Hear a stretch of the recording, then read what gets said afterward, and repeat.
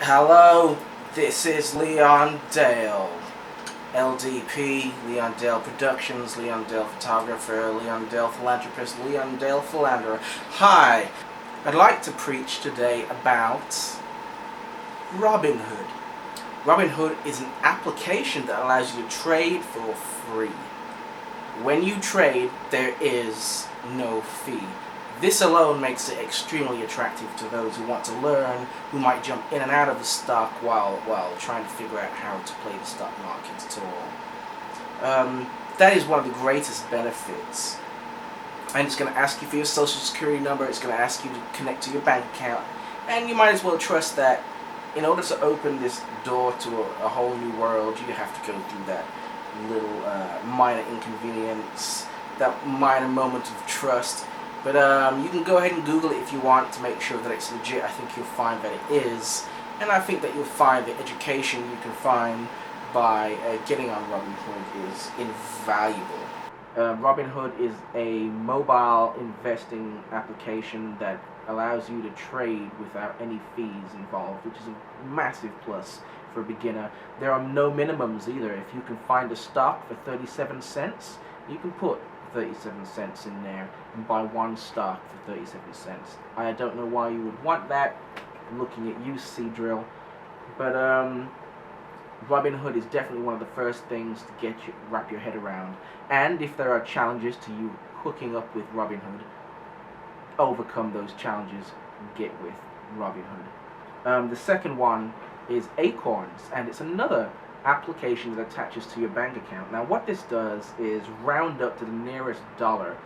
If you were to spend 75 cents on an item, it would take the 25 cents and put it into a little stash inside of Acorns, and when it builds up to $5, it'll put it into the investing side, and it would take $5 out of your bank account and put it into Acorns in order to invest it. Now this does cost $1 per month, and you may win or lose on the stock market $1 to $2, up or down. But that's a small price to pay, because after about a month, depending on how much you spend, it can build up quite quickly, and you'll have yourself another $150 to $200, and sometimes more depending on your spending habits. And so Acorns is a great way to save money without knowing it, which is a great advantage. So getting with Acorns allows you to have a little bit of money to invest, or a little bit of money to pull you out of your fuckery when financially you are in fuckery. The last application / I guess website is called Stocktwits. What Stocktwits is a little bit like Twitter for the stock market in many ways. And you attach this to Robinhood, and it brings your portfolio in, and when people are talking about that stock, you'll see them talking. There's a massive learning curve there. It's not as simple as it seems, but by reading what people are doing and how people are reacting to things, I'm not saying you follow them either at all, but you do get a great amount of information and from people who are actively trading and not doing it on paper or not on TV telling you how rich they are. Stocktwits allows you to hear the chatter and the gossip around the stock as it happens, even when those rumors are false or those rumors are wrong, or whether they're actually gems in disguise. It's all up to your personal interpretation, the same way it is in social interactions out there, whereby you hear a rumor, you can follow that, you cannot follow that, but it is a great treasure trove of gems, information, and general sentiment around any stock. And there hasn't a day gone by and I haven't opened up Stocktwits to see what people are saying about Kara, and the conversation has been dramatically educational. I could go on about those three: Acorns to save up some money, Robinhood to invest your money, and Stocktwits so you can begin at least your research into the companies that you'd like to invest in. Now, that was just tip number 1. Tip number 2, honestly, if you're trepidatious about putting your money into the stock market, buy one stock and look at it see what it feels like to win money, see what it feels like to lose money, and don't just watch that thing go up and down as passively as though you were playing slot wheels or something like that, because that's not really what this is. You learn about that company. If that company brings out a new product and that product is a hit, then their stock is going to go up. And if you had bought a lot of their stock because you know about that product and you felt like, yes, this company is about to make a lot of money, then the stock goes up and you make some money. So you want to pick one stock, put a little bit of money in, and track it and learn off of it. And make sure, ladies and gentlemen, you follow the rule unwaveringly that you do not invest anything that you cannot afford to lose. That is of vast importance. A lot of this is about risk management. How much risk can you stand?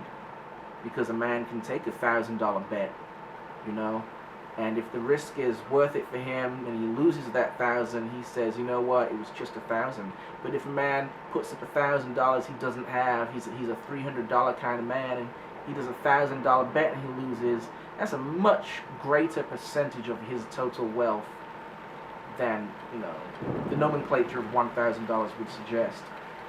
So don't put anything into the market you can't stand to lose. In fact, you have, in some respects, gambled that money, because a scandal could come out the next day, or a product like the Karma drone, whatever it was, how it malfunctioned and nobody knew it was going to malfunction, and bam, you know, the stock goes down. Or some biochemical company doesn't meet a trial and bam, suddenly the stock goes down. Because you can't predict these things, you have to prepare for them so that when they do happen, you have minimal loss. So risk management, you can learn this by getting one stock, tracking it, learning it, and increasing your knowledge of the stock market with minimal losses. But do get in, do get a toe wet, do that. Number 3, if the market is going up and it's good and it's green, they call it a bull market. And if the market is going down and shares are losing their price, they call it a bear market. I've been told that this is because when a bull attacks you, it attacks you with the horns up, and a bear attacks you with his claws downwards. And so you've got the bull that attacks you up and the bear that attacks you down. And that's how you can tell the difference between a bull market or a bear market. And now that you know what it means to be in a bull market or a bear market, if you are in a stock and you feel as though that stock is going up, and you call yourself bullish, and people will call you a bull.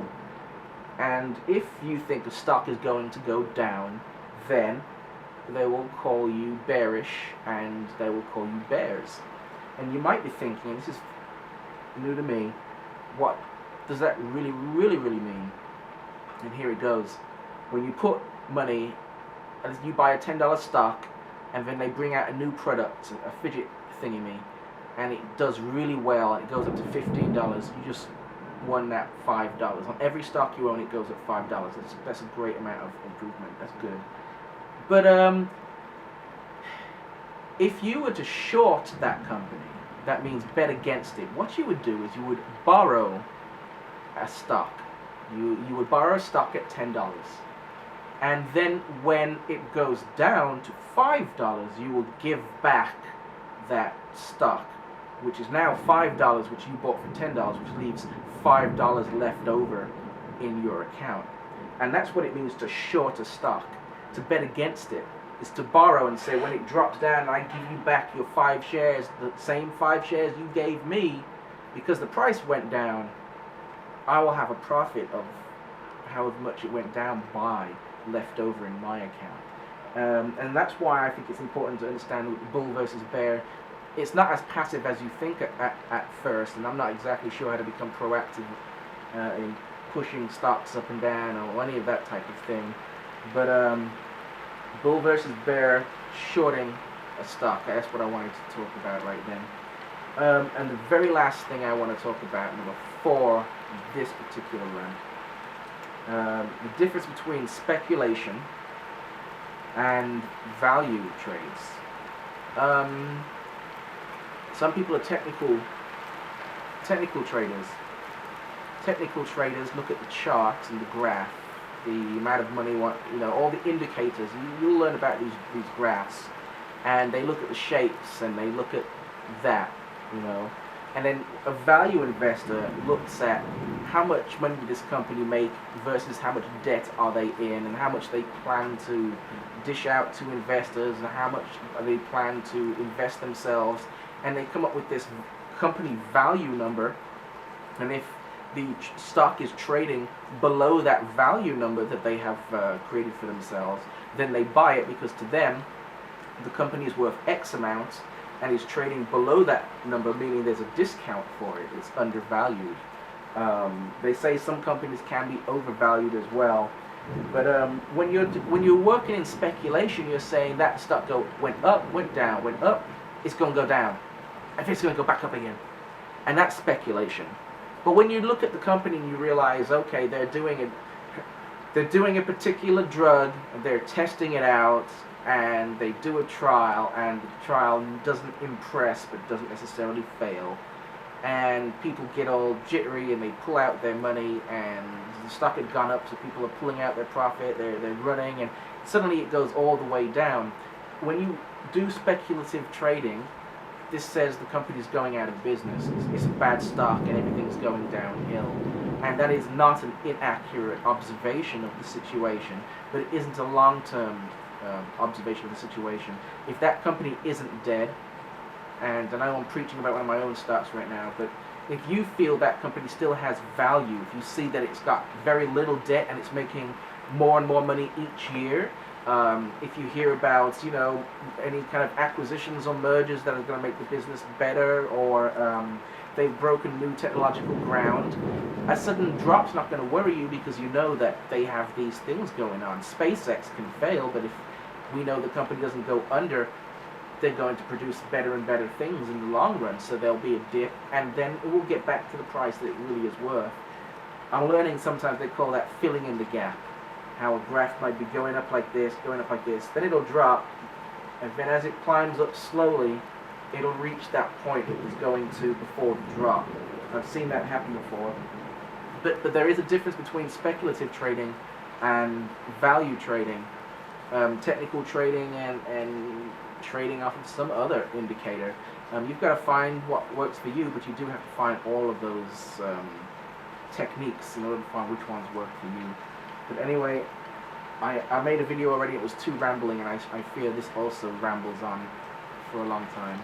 But these are the top 4 things I would start thinking about when jumping in. Pick a couple stocks you like and start tracking them, watching them. Don't be afraid to jump in. Jump in as soon as you can. Even if you lose a little bit, jump in with one stock to the companies that you want to start tracking. Because when it goes down 10%, your ass will know about it, and it will force you to go and do the research on what just happened to Mayo, or to Ocular Therapeutics, or to Blue Apron. If it went down 10%, is that a discount for you to jump in? It seems tasty, doesn't it? Until you look at what the company's going through and you realize that they're just about to come across the great beast of Amazon. And the Amazonians will not allow Blue Apron to take over. And I think they're probably going to be acquired at some point, violently, or annexed completely. Anyway, I've talked too much. This is Leon Dale, Stock Tips 101. Thank you.